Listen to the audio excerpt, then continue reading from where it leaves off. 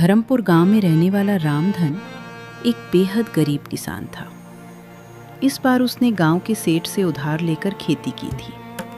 मौसम अच्छा रहा और खेतों में पहली बार फसल बहुत अच्छी आई थी। पूरे परिवार में एक उम्मीद जागी थी। सुनीता, इस बार कितनी अच्छी फसल हुई है। भगवान ने हमारी सुन ली। लगता है अब बच्चों को भूखा नहीं सोना पड़ेगा। इस बार मेहनत रंग लाई है। अब अगर फसल सही सलामत कट गई तो कुछ महीनों का चैन मिल जाएगा। पिताजी, क्या इस बार हम स्कूल जा पाएंगे? जरूर बेटा, अब तो तुझे अच्छे कपड़े और किताबें भी दिलवाऊंगा। अचानक बदला मौसम, लेकिन शायद किस्मत को ये मुस्कान रास नहीं आई। शाम ढलते ही आसमान पर काले बादल घिर गए और तेज आंधी के साथ मूसलाधार बारिश शुरू हो गई। रामधन, जल्दी चलो, खेत में पानी भरने लगा है। रामधन भागकर खेत पहुंचा। वहां का दृश्य देखकर उसका दिल बैठ गया। खेत पूरा पानी से भर चुका था और सारी फसल भी डूब चुकी थी। अब क्या बचा भगवान, सब कुछ खत्म हो गया। मेरी मेहनत, मेरी उम्मीद सब बह गई। अब बच्चों को क्या खिलाएंगे जी? घर में तो एक मुट्ठी अनाज भी नहीं बचा है। अगले दिन सुबह रामधन सेठ हरिराम के पास गया, जिससे उसने कर्जा लिया था। उसे उम्मीद थी कि शायद सेठ थोड़ा सा समय दे देगा। सेठ जी, बारिश में सब कुछ बर्बाद हो गया। थोड़ी मोहलत दे दीजिए। वह मेरी पुश्तैनी जमीन है। आप ऐसा मत करिए। हाँ। मुझे कागज से मतलब है, भावना से नहीं। अब वो जमीन मेरे नाम है और तुम लोग तुरंत उसे खाली कर दो। रामधन की जमीन भी चली गई और उसके पास अब कुछ भी नहीं बचा था। उसके पास अब ना तो खेत था, ना पैसा और ना ही कोई आसरा। सुनीता, अब इस गांव में हमारे लिए कुछ नहीं बचा। चलो जंगल की ओर चलते हैं। शायद वहां कहीं सिर छुपाने की जगह मिल जाए। ठीक है रामधन, अब जैसी तुम्हारी मर्जी। और इसी के साथ एक गरीब किसान अपने टूटे सपनों को समेटे अपने परिवार को लेकर निकल पड़ा अनजाने अंधेरे की ओर। सेठ ने उन्हें जमीन से भी निकाल दिया था और अब उनके पास न घर का ठिकाना था, न ही खाने के लिए कुछ था। रामधन का परिवार एक बार फिर सड़क पर आ पड़ा। बारिश अब रुक चुकी थी, लेकिन उनके जीवन की बर्बादी थमने का नाम ही नहीं ले रही थी। चलो सुनीता, अब पीछे मत देखो। जो हो गया उसे सोचने से कुछ नहीं होगा। अब घर नहीं बचा सुनीता, बस जिम्मेदारी बची है इन बच्चों की। इन्हें भूखा नहीं सोने दूंगा, चाहे मुझे कुछ भी करना पड़े। पिताजी, अब हम कहाँ जाएंगे? बेटा, अभी हम एक जगह चल रहे हैं। वहां शायद कोई बूढ़े बाबा रहते हैं जंगल के किनारे पर। सुना है वो अच्छे इंसान हैं। जंगल का आसरा और साधु बाबा रामधन का परिवार गांव से बाहर निकलकर जंगल की ओर बढ़ गया। उन्हें दूर से ही एक टूटी हुई कुटिया दिखाई दी। पास जाने पर देखा कि वहां पर एक बूढ़े साधु अपनी धूनी रमाए बैठे थे। बाबा प्रणाम। हम लोग बहुत मुसीबत में हैं। हमारे पास अब कुछ भी नहीं बचा। बेटा, तुम्हारे चेहरे पर ईमानदारी दिख रही है। तुम चाहो तो इस कुटिया में रह सकते हो। कुछ ज्यादा नहीं है, लेकिन सिर छुपाने की जगह मिल जाएगी। आपका धन्यवाद बाबा, भगवान आपको सुख दे। अब वही टूटी कुटिया उनका नया ठिकाना बन गई थी।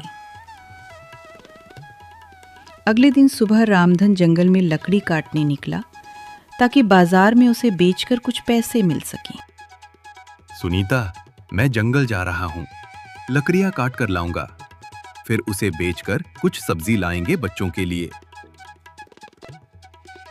रामधन दिन भर जंगल में पसीना बहाकर लकड़ियां काटता रहा और शाम होते ही उन्हें लेकर बाजार की ओर गया।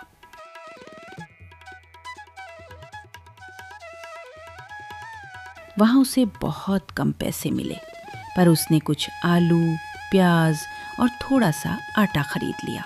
ये लो सुनीता, कुछ खाने का सामान लाया हूँ। कुछ खास तो नहीं है, लेकिन बच्चों का पेट तो भर जाएगा। तुमने इतना सब किया रामधन, अब तुम हाथ मुंह धोकर बैठो तो मैं तुम्हारे लिए भी रोटियां सेंक देती हूँ। रात को सभी ने सूखी रोटियों के साथ उबली सब्जी खाई और पहली बार किसी को भी कोई शिकायत नहीं थी। सबकी आंखों में थकान थी, लेकिन उस थकान में भी एक उम्मीद छिपी थी। अब हर दिन ऐसा ही होगा। मैं मेहनत करूंगा और हम सब मिलकर आगे बढ़ेंगे। हमारे पास कुछ भी नहीं है, लेकिन हम एक साथ हैं। यही सबसे बड़ी बात है। कठिनाइयों का पहाड़ उनके सामने खड़ा था, लेकिन रामधन ने हार नहीं मानी। उसका सफर अभी लंबा था, लेकिन उसका इरादा सटीक था। रामधन अब रोज जंगल जाकर लकड़ियां काटता और शाम तक उसे बाजार में बेचकर जो भी मिलता उससे राशन लाता।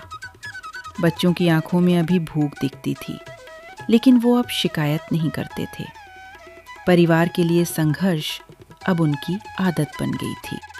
सुनिए जी, जल्दी लौट आइएगा। कल बहुत देर हो गई थी और देता आपके आने से पहले ही सो गया था। सुनीता, जल्दी लौटूंगा। आज थोड़ी ज्यादा लकड़ियां लाऊंगा ताकि कुछ पैसे ज्यादा मिल जाए। रामधन मुस्कुराते हुए जंगल की ओर निकल पड़ा, लेकिन आज वो हर रोज से थोड़ा आगे निकल गया। वो सोच रहा था कि जितनी ज्यादा लकड़ी मिलेगी उतना ही अच्छा होगा। आज ज्यादा लकड़ी चाहिए। ज्यादा लकड़ी मतलब ज्यादा पैसा। ज्यादा पैसा मतलब सबके चेहरे पर खुशी।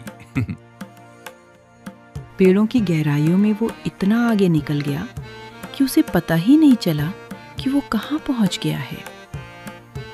दूर तक सिर्फ जंगल ही जंगल था।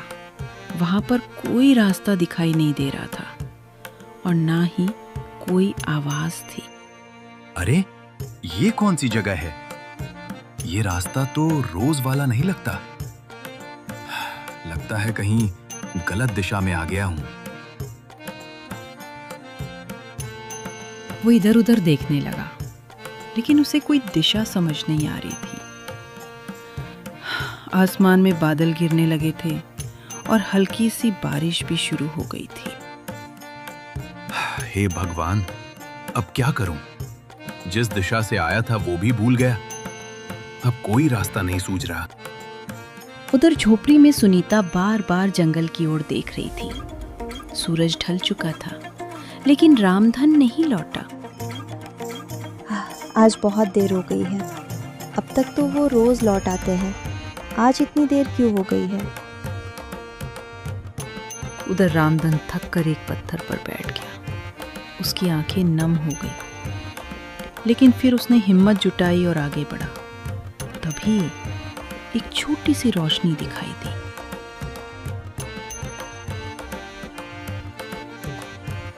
वो उस रोशनी की ओर बढ़ा और उसे एक अजीब सी गुफा दिखाई दी, जिसमें से पीली सी चमक आ रही थी। वो थोड़ा घबराया, लेकिन फिर अंदर गया। ये कैसी जगह है? सब कुछ सुनसान है, लेकिन यहाँ रोशनी कैसी? गुफा के अंदर वो जैसे ही आगे बढ़ा, उसे सामने एक अलग ही दुनिया दिखाई दी। वो एक गांव जैसा था, लेकिन वहां कोई इंसान नहीं था। पूरा गांव सोने के जैसा चमक रहा था। ये तो कोई सपना लग रहा है, मगर मैं तो जाग रहा हूं। फिर यह क्या है? अचानक दो सिपाही आए और रामधन से बोले,